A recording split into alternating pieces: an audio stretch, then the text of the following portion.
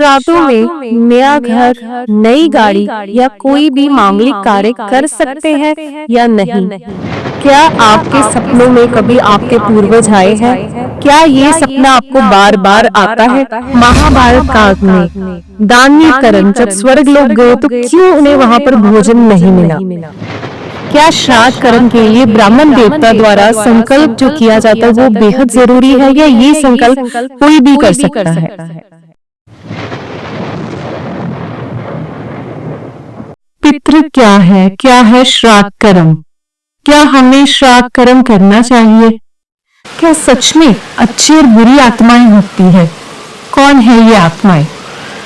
क्या हमारे पितृ हमें आशीर्वाद देने आते हैं या फिर वो हमसे कुछ पाना चाहते हैं?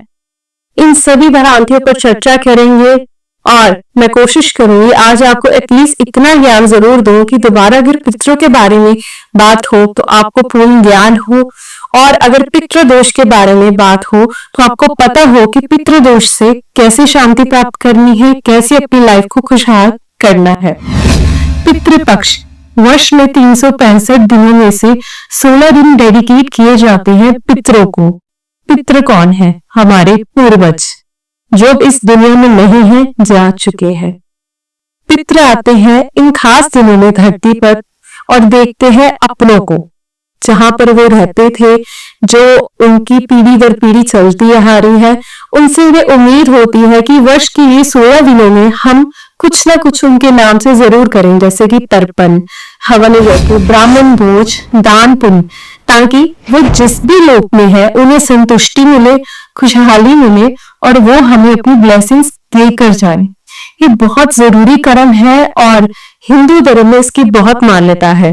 प्रभु श्री राम उन्होंने भी अपने पितरों की शांति के लिए हवन यज्ञ करवाए। भागीरथ जी ने अपने पूर्वजों की संतुष्टि के लिए, उनकी शांति के लिए गंगा मैया को खुश किया और उनसे वरदान पाया, और उनका वरदान पूरे विश्व के लिए वरदान साबित हुआ। और उसी दिन से गंगा जल एक महत्वपूर्ण अंग बना पितृ शांति हवन का। अब बात करते हैं पितृ क्या होते हैं, इन्हें कैसे पूजा जाता है और क्या ये हमेशा ब्लेसिंग्स देते हैं?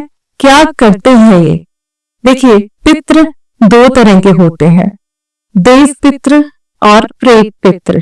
अब सबसे पहले बात करेंगे देव पितृ। देव पितृ कौन है? जो जिस भी लोक में है संतुष्ट है, खुशहाल है और अपनी ब्लेसिंग हमें हमेशा देते रहते हैं। हम उन्हें पूज सकते हैं, हम उनका आदर सत्कार कर सकते हैं, इन शॉर्ट हम उन्हें संतुष्ट कर सकते हैं। जैसे घर में कोई भी सेलिब्रेशन है, दिन त्योहार है, जब हम उसमें से कुछ मीठा निकालकर छत पर दक्षिण दिशा में अपने पूर्वजों को याद करके रखते हैं, या फिर श्राद्ध कर्म में जब हम घर पर ब्राह्मण देवता को बुलाकर उन्हें भोजन करवाते हैं, दान दक्षिणा देते हैं, तो ये सब काउंट होते हैं देव पितृ की श्रेणी में। इसके जरिए हम अपने देव पितरों को खुश कर सकते हैं और उनकी ब्लेसिंग्स पा सकते हैं। अब बात करते हैं क्रूशियल पॉइंट की, प्रेत पितर, जो बहुत ही टफ होते हैं मनाने में, जो पहले ही हमसे असंतुष्ट है, नाराज है और उनका प्रकोप हमारे जीवन में कहीं ना कहीं देखने में आता है। उनका प्रकोप बहुत रूप में नजर आता है। किसी की लाइफ में नजर आता है कि उनके घर में बरकत ही नहीं है, कलह बहुत ज्यादा है। किसी की लाइफ में नजर आता है अपॉर्चुनिटीज नहीं मिल रही। कुंडली, जन्म कुंडली में सब कुछ ठीक होते हुए भी ये दोष अपने आप में भयंकर रूप जब धारण कर लेता है तो इसका निदान जितना शीघ्र किया जाए उतना ही अच्छा है। अब प्रेत पितृ को कैसे मनाया जाए? जो हमारे पितृ नाराज है, रुष्ट है, उन्हें सिर्फ और सिर्फ ब्राह्मण देवता मना सकते हैं। उनके द्वारा लिया गया संकल्प, उनके द्वारा किए गए मंत्र जाप हवन यज्ञ में। देखिए, यहाँ पर कोई भी शॉर्टकट, किसी भी तरह का शॉर्टकट, किसी भी छोटे मोटे उपाय का कोई विधान नहीं है। अगर आपको लगता है कि हम ये छोटा सा कोई उपाय करके प्रेत पितरों को शांत कर सकते हैं, उन्हें खुश कर सकते हैं, तो आप ट्राई कीजिएगा, लेकिन वो कोशिश निष्फल ही होगी, क्योंकि हमारे धर्म ग्रंथों में इनका विधान यही बताया गया है कि जो प्रेत पितर है उन्हें आप सिर्फ ब्राह्मण देवता के द्वारा ही खुश कर सकते हैं। और पर्टिकुलर श्राद्धों में अगर ये कर्म किया जाए और वो भी तीर्थ स्थल पर, तो सोने पर सुहागा। अब देखिए, ब्राह्मण देवता को भी हम ढूंढ लेंगे, जो योग्य ब्राह्मण हो, उनसे अगर हम हवन यज्ञ तर्पण करवाते हैं, स्पेशली श्राद्धों के दिनों में तीर्थस्थल पर, फिर भी इतनी जल्दी कई बार होता है प्रेत पितृ नहीं मानते। प्रेत पितृ कई बार इतने नाराज होते हैं, उन्हें मनाना इतना आसान नहीं होता। और कई बार बहुत सारे लोगों से आपने अपने आसपास सुना होगा कि हमारे सपने में हमारे पूर्वज आ रहे हैं, और ये स्वप्न उन्हें बार बार आता है। इसका इंडिकेशन होता है कि वो असंतुष्ट है, वो तृप्त नहीं है, वो जिस भी लोक में है वहां पर वो परेशान है। अगर वो परेशान है तो उनकी पीढ़ी जो प्रेजेंट लाइफ में अपना जीवन व्यतीत कर रही है वो कभी भी खुशहाल नहीं हो सकती, कहीं ना कहीं से उन्हें तड़पना लगी रहेगी। और अगर आप चाहते हैं आपका सुखद भविष्य हो तो इन्हें मनाना बहुत जरूरी है। सो श्राद्ध कर्म में अपने पितरों के नाम से हवन यज्ञ तर्पण करवाना बहुत ही जरूरी है। अब कई बार आपने अपने आसपास से सुना होगा या फिर आपने भी एक्सपीरियंस किया होगा कि आपके स्वप्न में, आपके ड्रीम्स में आपके पूर्वज आते हैं, और कई बार हद तो ये होती है कि वो बार बार आते हैं। इसका सिर्फ और सिर्फ यही कारण होता है कि वो अतृप्त है, असंतुष्ट है, जिस भी लोक में वो है वहां पर वो कष्ट वाली लाइफ में है। तो उन्हें संतुष्ट करना, उनके नाम से कुछ कार्य करना, तर्पण करना, हवन करना, ये आपके लिए बहुत जरूरी है क्योंकि आप उनके वंश से हैं। अगर आप पितृदोष को या अपने पूर्वजों की शांति तृप्ति के लिए कोई भी कर्म नहीं करते तो यकीन मानिए आपकी अगर कुंडली में राजयोग भी होगा तब भी वो निष्फल होगा। कहीं ना कहीं इतनी भयंकर तड़कना लाइफ में रहेगी कि आप उसका सोल्यूशन भी नहीं ढूंढ पाएंगे। ये आपकी हेल्थ से जुड़ा हो सकता है, ये वर्क और बिजनेस की अपॉर्चुनिटी से जुड़ा हो सकता है, या आपके बच्चों के भविष्य से जुड़ा हो सकता है, या फिर अगर आपको लगता है कि आपकी अंगन भी ठीक है, सेहत भी ठीक है, तो घर में बिन वजह कलह करवाता है। तो इसके बहुत सारे रूप हैं, प्रचंड रूप भी देखने में आते हैं, इनका भयंकर रूप भी देखने में आता है। वो सब मैं आपसे डिस्कस नहीं करना चाहूंगी क्योंकि बहुत ज्यादा नेगेटिविटी आप में आ सकती है।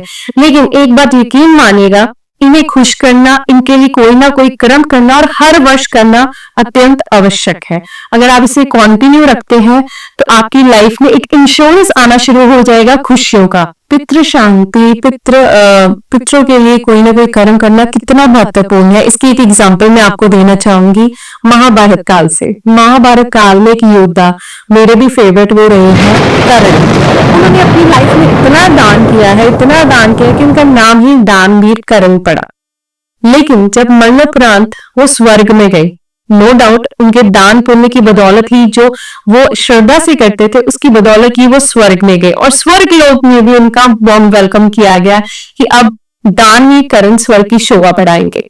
चलिए यहाँ तक तो सब कुछ ठीक था, लेकिन जब भोजन का समय हुआ तो सब लोग वहां पर तरह तरह का भोजन कर रहे थे। लेकिन यहाँ पर क्या होता है, दान में कर्ण की थाली में, भोजन की थाली में आता है सोना, चांदी, ज्वारा। यहाँ पर भोजन का नामो निशान नहीं, यहाँ तक कि पीने के लिए जल भी नहीं। तो यहाँ पर कर्ण बड़े हैरान होते हैं कि ये उनके साथ ऐसा क्यों हो रहा है। तो प्रभु से क्षमा याचना करते हैं और पूछते हैं कि उनके साथ ऐसा क्यों हो रहा है। आगे से प्रभु बताते हैं, देखिए कर्ण, आपने निसंकोच अपनी जिंदगी में, अपने जीवन में आपने बहुत दान पुण्य किया है, श्रद्धा से किया है और वो कबूला भी किया है। लेकिन आपने अपने पूर्वजों के लिए, अपने पितरों के लिए कभी भी अन्न दान, तर्पण, हवन यज्ञ नहीं करवाया। तो वो जिस दशा में है आज आपको भी उसी ही दशा में रहना होगा। इसके लिए हमारे पास कोई भी सोल्यूशन नहीं है, जैसी करनी वैसी भरनी। अब देखिए, दान ये कर्ण जिन्होंने सोना, चांदी, ज्वारा तक दान किया लेकिन कुछ चीजें नहीं की, अपने पितरों को नहीं मनाया, तो वो भी कष्ट में। तो अब दानवीर कर्ण है तो ज्ञानी थे, प्रभु भी हमेशा दयाल रहते हैं, उन्होंने रिक्वेस्ट की और कृपा मांगी कि उन्हें मौका दिया जाए कि वो अपनी इस भूल को सुधार सके। तो उन्हें मौका दिया गया, उन्हें एक दिन मिला जिसमें उन्होंने तर्पण, हवन यज्ञ वो सब किया जो हमारे विधि विधान में दिया गया है श्राद्ध कर्म के लिए, हमारे पितरों की संतुष्टि के लिए, ताकि ये कर्म चलता रहे। देखिए, पीढ़ी दर पीढ़ी ये कर्म करना होता है। घर में लड़कों पर ये जिम्मेदारी होती है, और आज के समय पर मैं बोलूंगी लड़कियों को भी इतना ज्ञान होना चाहिए कि वो भी अपने कुल का उद्धार कर सके। अगर वो भी ये तर्पण, हवन यज्ञ करवाती है तो उसका भी फल पूरे वंश को मिलता है। लेकिन आज का ये जो मॉडर्न युग है ना, एआई युग, इसमें बहुत सारी प्रॉब्लम्स आ रही है। हम कहीं ना कहीं मॉडर्न बनना चाहते हैं लेकिन पूर्ण रूप से मॉडर्न नहीं बन पाते, और इसकी इतनी प्रॉब्लम ये आती है सामने कि हम अपने ही धर्म, अपने ही ट्रेडिशन, अपने ही रीति रिवाजों पर सवाल उठाते हैं क्योंकि हमारी स्टडीज के रिलेटेड है नहीं, और हम अपनी परंपराओं से दूर होते जाते हैं। कहीं ना कहीं हम अपनी जड़ों को हिला रहे हैं, ये बहुत गलत है। अगर वेस्टर्न वर्ल्ड की बात की जाए तो वो लोग भी अपने पूर्वजों के लिए डोनेशंस करते हैं, लैंड डोनेट करते हैं, मनी डोनेट करते हैं, बहुत कुछ करते हैं। उनके लिए हम कभी सवाल नहीं उठाते, और ना ही ज्यादातर लोगों को ज्ञान होगा कि वो अपने पूर्वजों को कैसे मनाते हैं। देखिए, उनके भी रीति रिवाज है, त्योहार है। इसी तरह हिंदू धर्म जो कि प्राचीन है, इसके अपने रीति रिवाज है। उन पर सवाल उठाने से पहले हमें इस पर स्टडी करनी चाहिए। स्पेशली मैं यूथ को बोलना चाहूंगी कि आप इसका जितना ज्ञान बटोरे उतना अच्छा है। अपनी ट्रेडिशंस को फॉलो कीजिए, अपनी परंपराओं को फॉलो कीजिए। और एक आपको खास बात बताती हूँ, अगर आप पितरों की शांति नियमित रूप से करवाते हैं तो आपकी फैमिली में संस्कार बने रहेंगे, आप परंपराओं से जुड़े रहेंगे, क्योंकि हमारे पितर हमें ब्लेसिंग देते हैं कि इस फैमिली में, इस वंश में संस्कार कायम रहे। नहीं तो बहुत सारे परिवार हम देखते हैं जहां पर संस्कारों की कमी है, ट्रेडिशन वैल्यूज को वो नहीं मानते, मॉडर्न होने की कोशिश करते हैं लेकिन फुली मॉडर्न भी नहीं हो पाते, और वो घर उजड़ते हैं। वहां पर कलह रहती है, कलेश रहता है, आपस में मतभेद रहता है, प्रेम प्यार तो रहता ही नहीं है। तो ऐसी लाइफ में अगर आप पैसा कमा भी लेके, फेम कमा भी लेंगे, वो अधूरी है, असंतुष्ट है, और वो एक ना एक दिन डिप्रेशन की ओर लेकर जाएगी। सो जुड़े रहिए अपनी परंपराओं के साथ, अपने ट्रेडिशन के साथ। लेकिन अगर आपके दिमाग में सवाल आते हैं ना कि ऐसा क्यों, क्या इसका बेनिफिट मिलेगा, तो जरूर आपको जरूरत है इस पर छानबीन कीजिए, इस पर स्टडी कीजिए, और इन सवालों के जवाब ढूंढिए हमारे धर्म ग्रंथों में, हमारे धर्म गुरुओं से। श्राद्ध पक्ष में कुछ चीजें निषेध होती हैं, लेकिन इसमें बहुत सारे लोग वहम भ्रम करते हैं। हमें वहम से दूर रहना है, लेकिन हाँ, कुछ चीजें यकीनन निषेध है, जैसे कि मांगलिक कार्य, शादी ब्याह या नए घर में गृह प्रवेश करना। उसके अलावा जो डेली रूटीन की चीजें हम लेते हैं, कुछ चीजें शॉपिंग करनी होती है, डेली रूटीन में रोजमर्रा की चीजें हैं, वो आप ले सकते हो। उनके लिए वहम बिल्कुल भी ना करें, और वो रूटीन आप अपनी फॉलो कर सकते हैं। पितृपक्ष ये पक्ष है, ये समय है अपनी श्रद्धा दिखाने का, अपनी श्रद्धा अपने पूर्वजों के लिए। वो आप अपने कर्मों के अनुसार भी दिखा सकते हैं, आप अपनी डेली लाइफ में भी दिखा सकते हैं। हाँ, इस पक्ष में कुछ चीजें मना होती है, निषेध होती है। ज्यादा वहम भरम नहीं करना, लेकिन जो पर्टिकुलर चीजें मना है वो मैं आपको बता देती हूँ, जैसे कि शादी, मांगलिक कार्य, नई गाड़ी लेना, नए घर में गृह प्रवेश करना, इन चीजों को टालना चाहिए। ऐसा क्यों, और क्या चीजें हम कर सकते हैं? जो डेली रूटीन में हम चीजें अपनी लाइफ में करते हैं, कुछ छोटी मोटी शॉपिंग, अपनी नॉर्मल लाइफ के लिए जो चीजें चाहिए वो आप में संकोच कर सकते हैं। उन चीजों में आपको वहम नहीं करना चाहिए। बस यही कोशिश करनी चाहिए कि इन दिनों में आप सात्विक जीवन रखें, और श्रद्धा के साथ जो भी आप श्राद्ध कर्म करें वो जरूर करें। देखिए, श्राद्ध कर्म में मैंने आपको बताया था 2 तरह के पितृ हैं, हमारे पूर्वज हैं, जिन्हें हमने पूजना है। पहले नंबर पर जो देव पितृ हैं, जिन्हें आपने पूजना है ब्राह्मण देवता के द्वारा, वो अपने घर पर। आज के समय में इतनी भ्रांतियां, इतनी कुरीतियां आ चुकी है कि लोगों के मन में आता है कि ब्राह्मण देवता को भोजन करा के क्या मिलेगा, हम किसी भी गरीब व्यक्ति को दे रही तो वो काम सफल है, उसकी दुआएं मिलेगी। देखिए, वो काम बहुत अच्छा है, वो अपनी जगह। लेकिन अगर आप चाहते हैं कि आप श्राद्ध कर्म अच्छे से करें, तो इसके लिए विधान में परमात्मा ने यही हमें दिया है कि सिर्फ ब्राह्मण देवता ही इसका संकल्प ले सकते हैं, वही ये भोजन ग्रहण कर सकते हैं। और आज के समय में एक चीज और धारणा नहीं देखने में आ रही है कि पंडित जी के साथ पंडितानी जी भी आनी चाहिए। बिल्कुल, आप उन्हें भी भोजन करा सकते हैं, लेकिन संकल्प जो है सिर्फ ब्राह्मण देवता ही कर सकते हैं, और वो संकल्प बहुत इंपॉर्टेंट है। वो बाद में वो क्या करें क्या ना करें वो उनका करना है, लेकिन आप अपने कर्मा खराब मत कीजिए। आप उन्हें ही अपने घर पे बुलाए, उन्हें अच्छे से भोजन कराए, और कुछ चीजों का ध्यान जरूर रखना है, जिसमें आपने उन्हें जाते टाइम अच्छी सी दक्षिणा देनी है अपने दिल से। साथ में आपने कुछ हरी सब्जियां जरूर देनी है, और 250 ग्राम पाइया व्हाइट मिठाई जरूर देनी है। ये चीजें आपने साथ में जरूर देनी है, उनसे ब्लेसिंग्स लेनी है, जिससे वो खुश होकर जाए और हमेशा आपकी लाइफ में मंगल ही मंगल हो। और अब बात करते हैं जो हमारे दूसरी श्रेणी के पितृ है, प्रेत पितर।